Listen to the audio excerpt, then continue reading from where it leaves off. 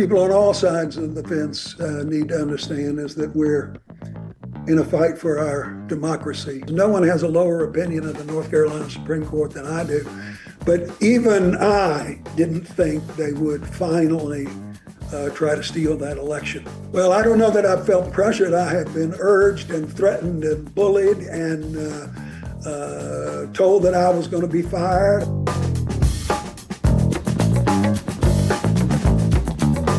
Hey everybody, welcome on in to another edition of Tying Together with Tim Boyum. I'm Tim Boyum. We got a fascinating interview this week. The man's name is Gene Nichol. If that name rings a bell, for those of you that have followed along with politics for some time, he's a UNC law professor who is a thorn in the side of Republicans in this state. I've been covering politics for a very long time, reported on many of the back and forths between him and Republican leaders at the legislature, but have not had a chance to interview him a lot, especially in a long form like this. Part of the reason why is that he has a brand new book out. It's called Now What? How North Carolina Can Blaze a Progressive Path Forward. Now, we will talk about that book. We'll talk about what he thinks progressives should do. But fascinating enough, we're going to talk about some other things. You know, I get fascinated. People think about these law professors at universities as sort of elitists, perhaps. I know many Republicans think that. But he's really focused on poverty and inequality. So I was curious where that comes from, and a really fascinating story, which is almost off the top. But we are also going to talk about sort of his, I guess, controversial background, what he thinks about academic freedom, since, you know, he had a poverty center at UNC law that was shut down by the Board of Governors, led by the Republicans at the General Assembly that did not like what he was doing. We will talk about that back and forth between Republican leaders some as well. Look, if you're a Republican, you don't like Gene Nichol, I still think this is a fascinating conversation. If you're a progressive, a Democrat, it's definitely something you're going to want to listen to about what he thinks you should be doing after 2024 and, of course, now heading into 2026. So here he is, Gene Nichol.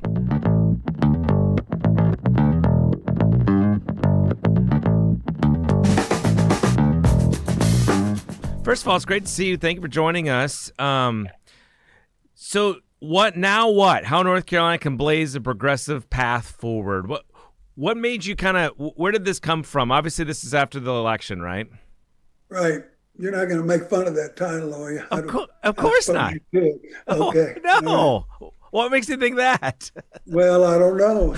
When I hear it announced like that, I'm quizzical myself. But it is a reflection of the election. There's no doubt about that. It's also, I think, more soundly a reaction to the challenges that we face to democracy in North Carolina, which are different and somewhat distinct from those at the national level, but are challenging and crushing nonetheless. And I'm of the school that we have to work hard to fix them. So this book is about that. We'll get into some more of this later, but for those that don't know you, how would you describe your unique career? I wouldn't. I would also encourage people not to study my career very dramatically. Whenever I'm giving a speech or something and people go through my long career, my reaction is always, well, this sounds like a guy who has a hard time hanging on to a job, and could be some truth in that. But more seriously, I'm a constitutional lawyer, kind of an equality lawyer. I've been working on equality issues for many decades. I'm a professor at Chapel Hill. I used to be the dean at the law school at Chapel Hill, was the dean of the law school at Colorado as well. So I've been both an administrator and a faculty member. I had a short stint as a president of the university at the College of William and Mary, and I am intensely interested in the politics and democracy of the great state of North Carolina. And an agitator to Republicans, is that fair? Well, could be. I don't know who agitates which direction, but we don't seem always to get along. That's probably true. We'll get to the book in a minute here, but what Where does this passion for the equality and the poverty come from? Is that rooted in something early in life, or? Well, that's a good question that people ask, and I think there is an actual answer to it, though it sounds kind of hokey. I come from Texas, grew up in Dallas or just outside of Dallas. Come from a family that I was the first to go to college. Have I have an odd career in many, many ways. One of which was I was never much count as a college football player, but I was a real big recruit. And that leads to what I'll mention to you. I was recruited a lot by fancy football teams across the country, ended up going to Florida my freshman year and then transferring to Oklahoma State. During that time, you're getting recruited, you start being feted a little bit by wealthy people. It was the first time I'd run into wealthy people, I think, in my life. Now, my old man, we were close, even though he was a tough guy, could be tough sometimes. But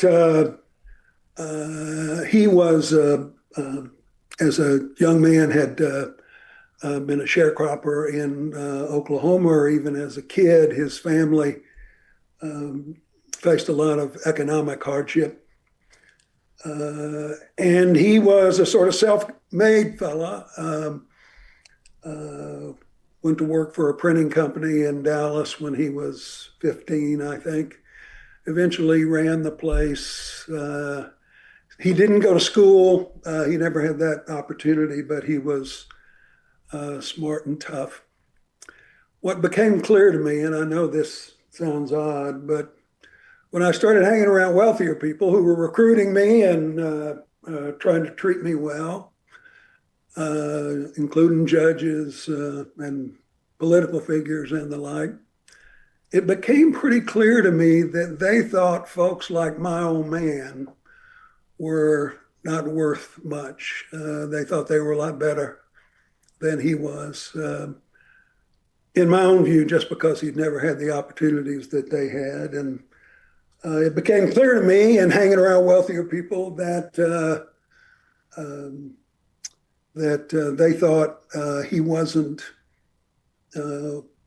their equivalent. And for me, I thought what an old jock would have said is they couldn't have carried his jock on the field. He was a remarkable man. So I started thinking that underdogs, economic underdogs, other kind of marginalized folks weren't getting a fair shake.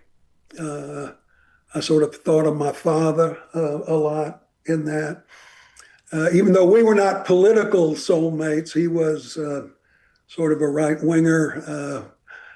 Even though I was a football player, I had long hair. He didn't like that. He called me Jesus for many years, and he didn't mean it as a compliment. But I came to have a sort of strong affinity for the underdog. Then when I eventually went to law school, that worked its way into a kind of an obsession with constitutional equality and the American experiment as one which was designed to help foster opportunity for those at the bottom. And I've kind of worked on those matters in one way or another ever since, in a whole bunch of different capacities. And so even though I've had an odd career, that's been the constant link. Imagine getting recruited today. You'd feel, boy, you'd hate it in some ways. Other than the money, I'm sure it'd be nice, but holy smokes. Yeah, I tell you what, nobody was offering me these kind of dollars, I'll tell you. And it turned out I wasn't really worth a damn anyway. Or I had a whole bunch of knee operations, so it didn't matter much. We should say, I mean, you're about 6'5", right? Big dude? Yeah, I'm 6'5", and I'm probably larger than I should be. Well, we all are as we get older, you know. Nah, not you so much.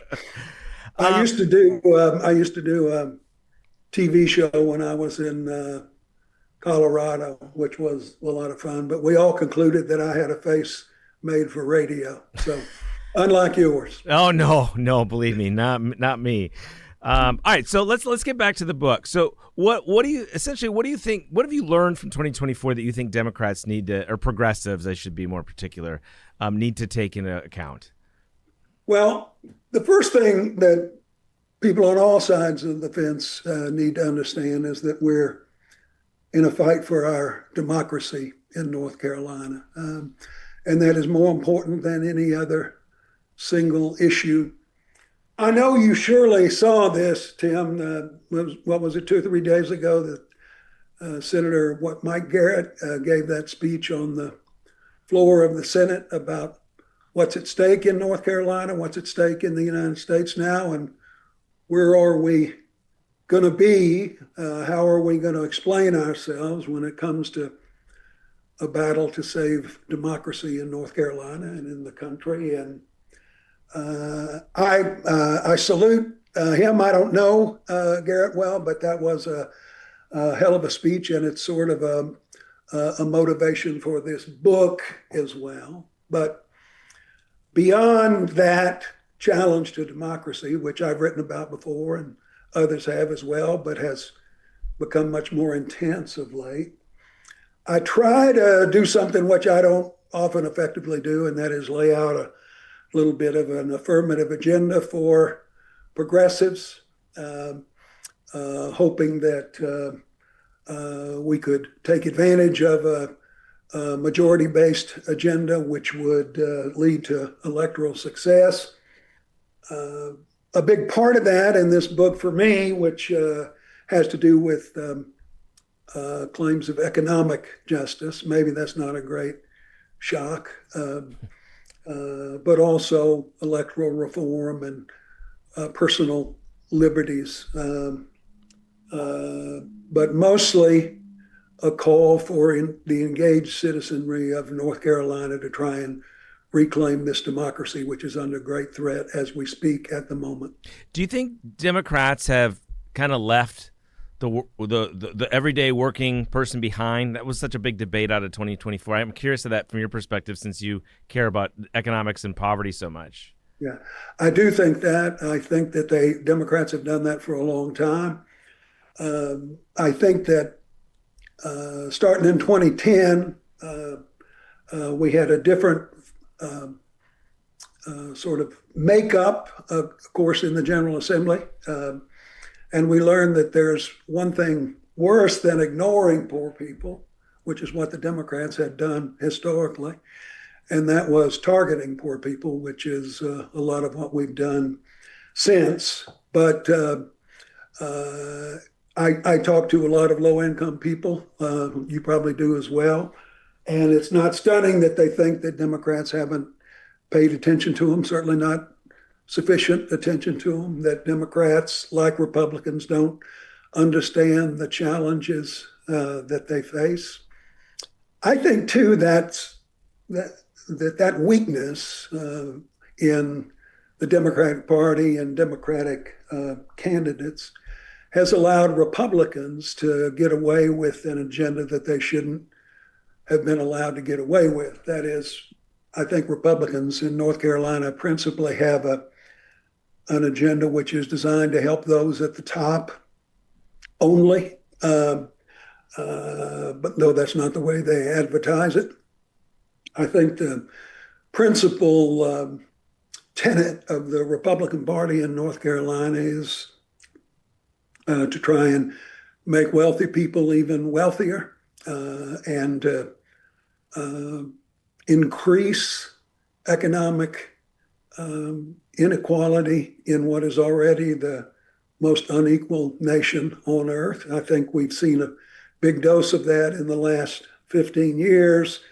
And part of the reason that we've seen it, because it's certainly not advertised, that's not the way Republicans run for office, but Democrats have let them get away with it by cozying up to it or not calling them out on it. So it's not stunning to me that average working folks have felt like the Democratic Party either left them or was never with them in the first place. There's some truth in that.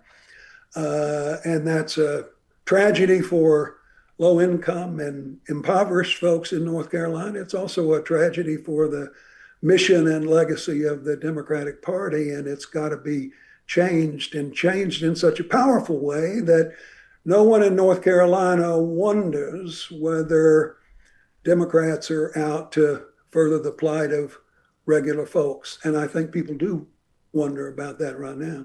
It's a little bit off topic of your book for a second, but I wonder if you've thought much about AI and, in terms of poverty because of they're already talking like real soon about sort of low-level, entry-level jobs going away for even college graduates. It seems like that gap will get even bigger, and who knows what it means for the middle class as well. How concerned are you about that?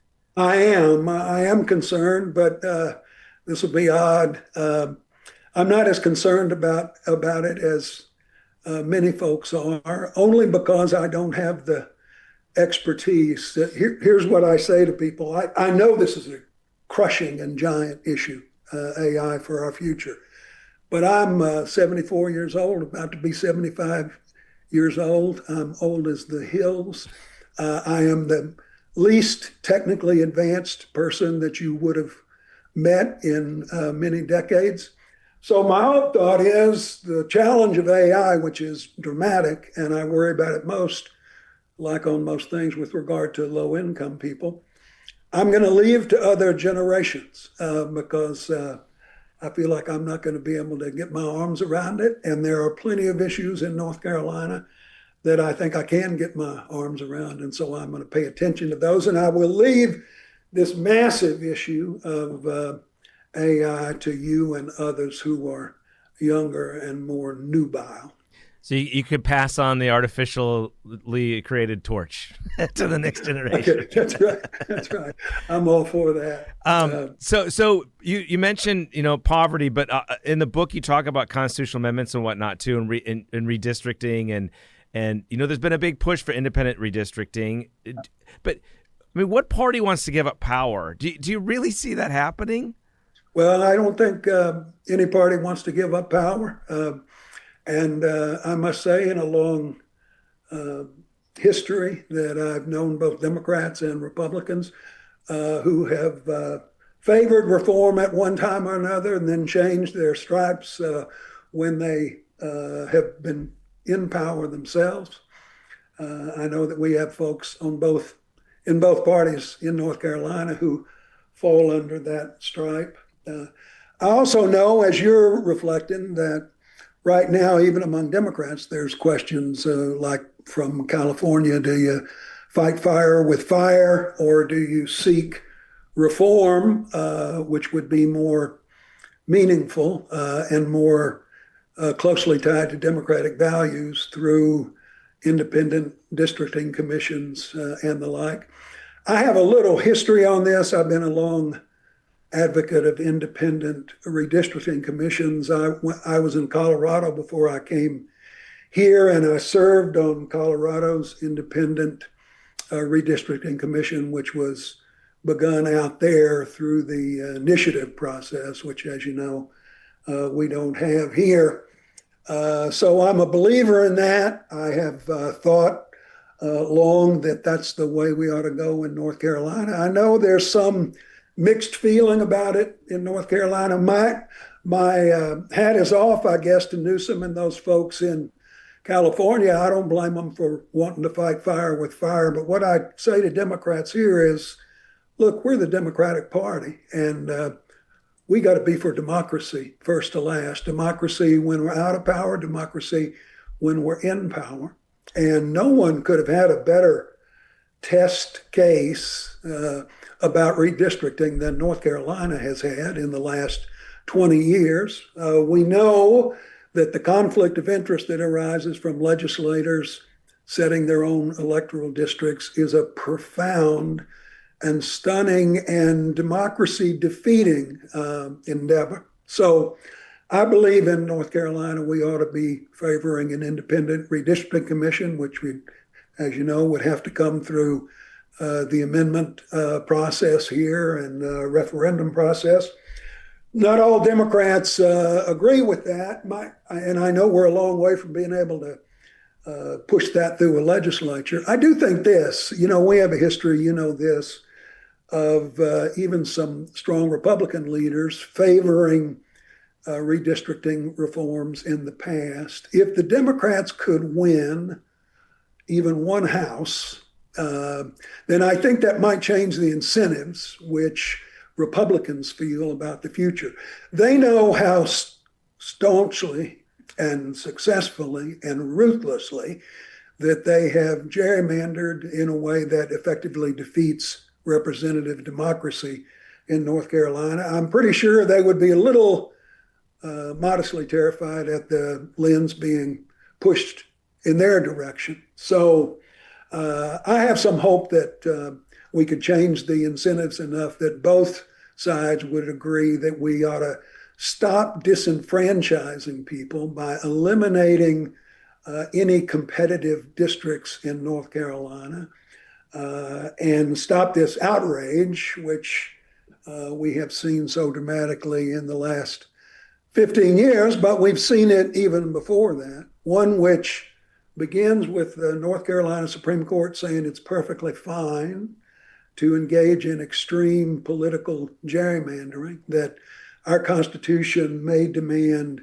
free elections, but not fair elections. I can't think of a more absurd result, saying that a rigged election is a free election. And then our legislators go back to the drawing board, as they would, and come up with such a stacked deck that even though in 2024, Democrats won most of the statewide races, and studies that I've looked at, more people voted for Democrats to represent them in the General Assembly than Republicans. But Republicans win, what, 2/3 of the seats. Cheating works, cheating, which has been allowed by the North Carolina Supreme Court, works, and it works to defeat democracy. So I think we know what we ought to do in North Carolina, and that means do our very best to take the politicians, particularly the particular office holders who are trying to set their own districts, out of the redistricting process, and take as a first order of principle that we believe in democracy on both sides. And we might disagree on all kinds of economic things or educational things or environmental things, but we believe in the fundamentals of an American system of constitutional democracy. We don't have that in North Carolina right now, and it's an emergency to restore it. Yeah, I've always said the only way I think they go to independent redistricting is a party recognizes that's in power that they're about to lose it. The question is whether they would ever recognize that and truly believe that they would lose, and that, I think they could. The history is not good. Yeah, exactly. But I do think this. I think that increasingly, even if folks support extreme partisan gerrymandering for their own self-promotion or party interests, I think increasingly we all understand that it's a huge transgression against democracy. I think even John Roberts has to understand that he made a mistake in the Rucho case, that this has become a wild west of denialism of electoral liberty, and that we can't keep going like this. We redistricted again a couple weeks ago, and I don't know, maybe we'll start again in 3 or 4 more weeks. If anybody sees a slight advantage in which they can cheat, then they're going to move on it immediately. This is not a formula for a constitutional government, and I think everybody knows it. Even if we have a state Supreme Court who puts on their partisan hat instead of their legal hat and gives it a get out of jail free card. Speaking of the courts, and this is a little less subdued point now with all the attention of that ProPublica article about the Chief Justice Paul Newby in North Carolina, but I think that the Republican strategy of quietly and slowly overtaking courts, not only in North Carolina but across the country, will be one of the biggest political stories and undertold stories, maybe of the century. Who knows what's going to happen? Do you think there's some truth to that? Yes, I do. I do. Undertold, dramatically successful, Constitution crushing also. And I think that if you're kind of from my side of the fence, you've had 40 years of judges saying they just want to call the balls and strikes, and when they say that, they're not telling the truth. And now we're seeing the wages of them not telling the truth. So this is it's been a very successful regime. Now, I would also say this: we have seen a politicization of the North Carolina Supreme Court in the last 3 years, which to me is essentially unparalleled. That's part of what this ProPublica piece is about, which I have looked at but haven't read with care. To me, I don't care a lot about Paul Newby's personal peccadillos or his religious creed, but I do care and care greatly about his intense politicization of the North Carolina Supreme Court. The most stunning example of which I've ever seen as a lawyer being what the North Carolina Supreme Court did in the Allison Riggs, Jefferson Griffin case, using all their efforts to try and overtly steal an election in broad daylight. I would say this, I say this to people sometimes: no one has a lower opinion of the North Carolina Supreme Court than I do. But even I didn't think they would finally try to steal that election, utterly without legal justification. The Trump-appointed federal judge finally saying this in that race. Think about this. Look, what the North Carolina Supreme Court has done, what this litigant wants done, Jefferson Griffin, is to say that they want to change the rules of an election after it's already occurred. And secondly, that they want to apply those changes only to a segment of the electoral populace.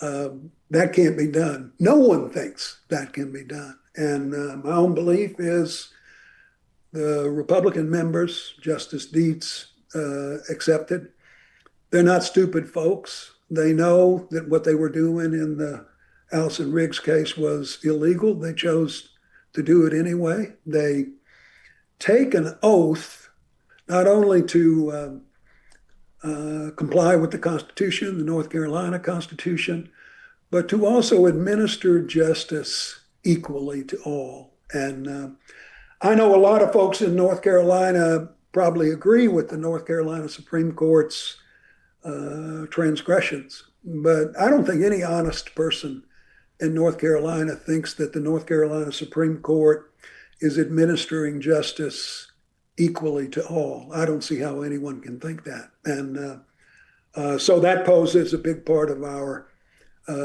democratic challenge in North Carolina as well, small d. I'm curious about your thoughts on, everything that's been going on with higher education too, with the incidents, some of the schools up in the Northeast. Obviously, you were sort of a boogeyman for Republicans when they shut down the Poverty Center.